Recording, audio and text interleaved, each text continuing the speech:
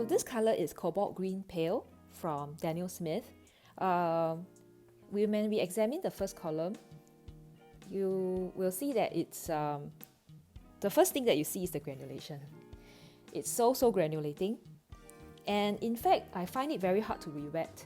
So the tube, I bought a 15mm tube, and I find that the paint has slightly hardened and it's quite difficult to wet it with water and mix it up. I'm not sure whether it's the same for all Cobalt Green Pale, or is it because I didn't store it properly and it ended up like that.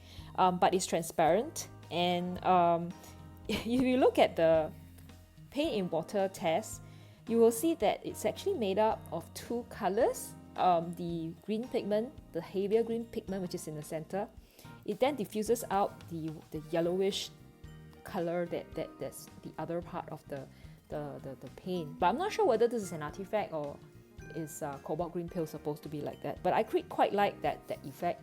Feel like you're actually using two different kind of paint. Yeah, but it's all in one tube. So you can see from the lifting test that I could easily remove or lift out the color. So it is made from PG19 Series 3 color, so it's slightly more expensive. It's transparent, excellent light fastness, and it's not staining, and it's crazy granulating. So it's ideal for doing glazing method, creates soft edges, and generally I think it's an atmospheric color. And I didn't do any mixture because I don't think you should mix this color because it's so light. You want to see that effect. That's the beauty of this color.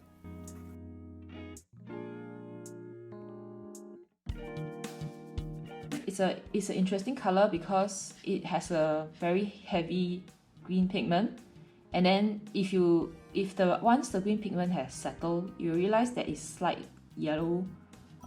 That's like on the sides around it. So the colors are really quite interesting. Okay, so I think it's some people may not like this because it's not the kind that is full on. You don't get like a uniform wash with this color. Like for example, this is like a more uniform color. Can you see that? It's a more uniform color. So this is the kind of color that people will like. Whereas for your Cobalt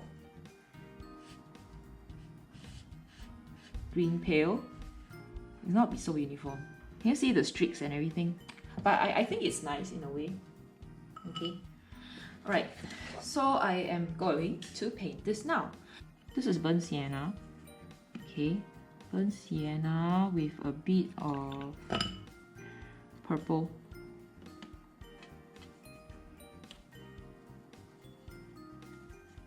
Yeah, it's like a little like a burnt umber color.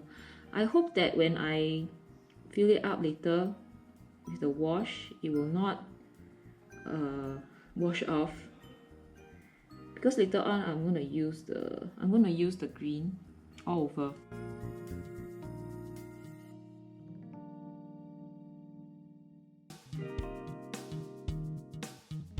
I just need to remember later to wait for the rest of the building the outside to dry before I paint. Otherwise, I will get very dirty colors.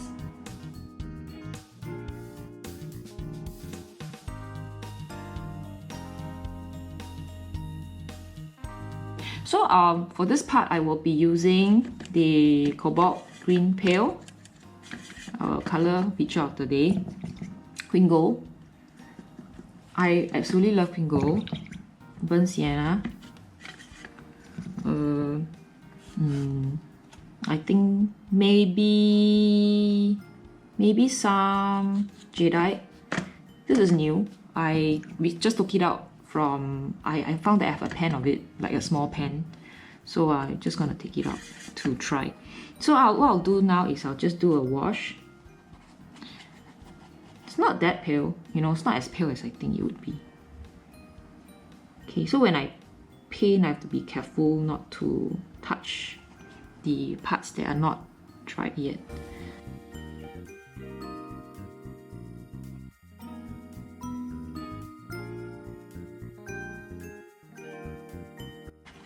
just dump it. So for here, you don't really need to follow rules lah. Just paint it as you like. More of the green, Cobalt Green Pale. No rules, no rules. Okay, some of the yellow, the Queen Gold. The brown for the pots. So some of these pots are brownish.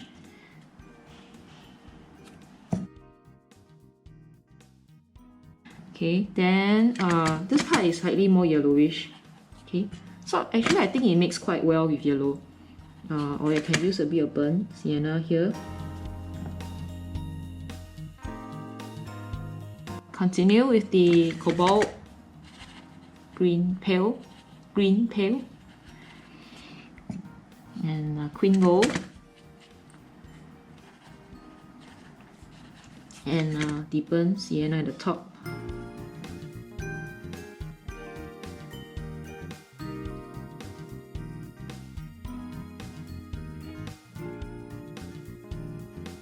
The focus of this piece is really the color, how it interacts at the back of the scene.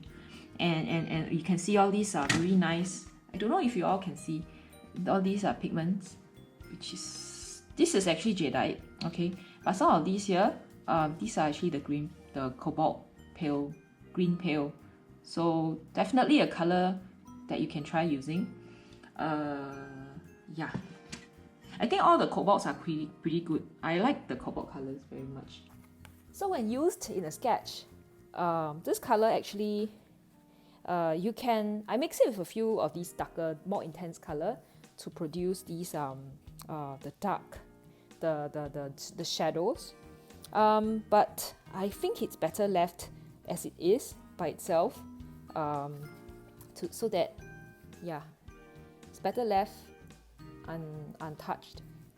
And you can actually use this color in in creating some kind of like nostalgic kind of feel, a nostalgic feeling. You have warm lighting and things like that, so it's something that you can use in this kind of setting. Or you can actually also use it on I think botanic work, where you need to have some warm yellowish tone to the whole piece.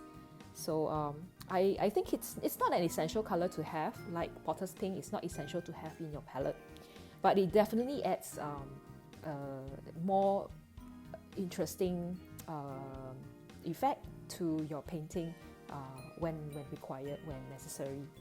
So yeah, something that you can get if you have spare cash. Alright.